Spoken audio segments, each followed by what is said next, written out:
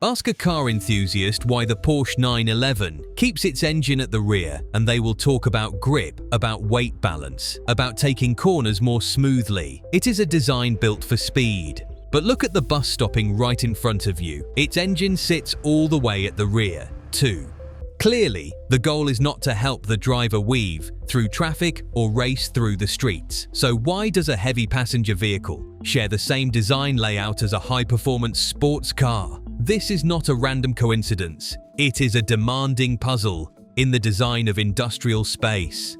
Welcome to Everyday Things Explained. Today, let us uncover why the bus you ride to work every morning has such a strange design.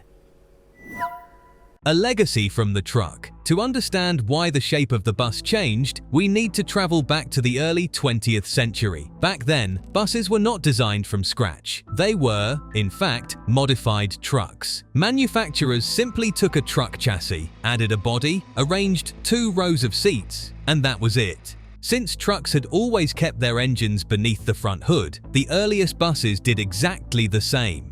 This layout lasted for decades and revealed one major flaw. The engine occupied far too much space. Block beside the driver, turning the front floor into an uneven staircase.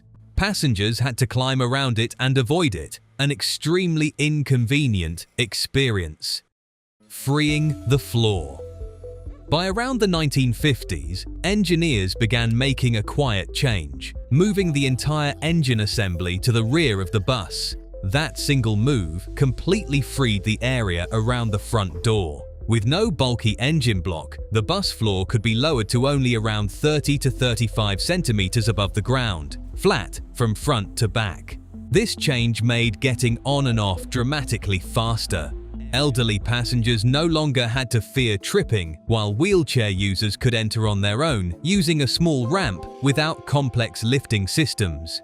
In industrial design, this is called the art of spatial optimization. People first, machines second.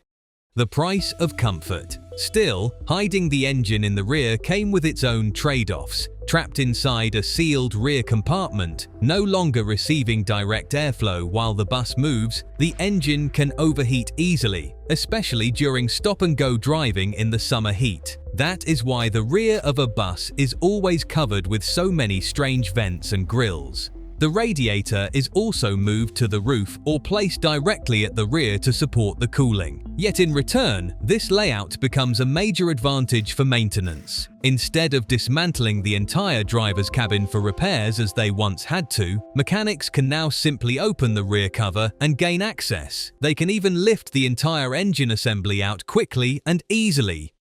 A new era. Today, a new wave is arriving, the era of the electric bus, as loud diesel engines are replaced by compact electric motors mounted directly at the wheel axles. The question of engine placement is no longer such a difficult problem. No matter how technology changes, the principle of the design remains the same. Find the most effective way for machines to serve people. The next time you step onto a bus and see its perfectly flat floor, remember that it is not a coincidence. It is the result of moving the machinery, a solution that has made city travel easier for many decades. And is a bus equal to a Porsche? Perhaps it is, if the race is about who stops at more stations. Thank you for watching Everyday Things Explained. See you in the next video.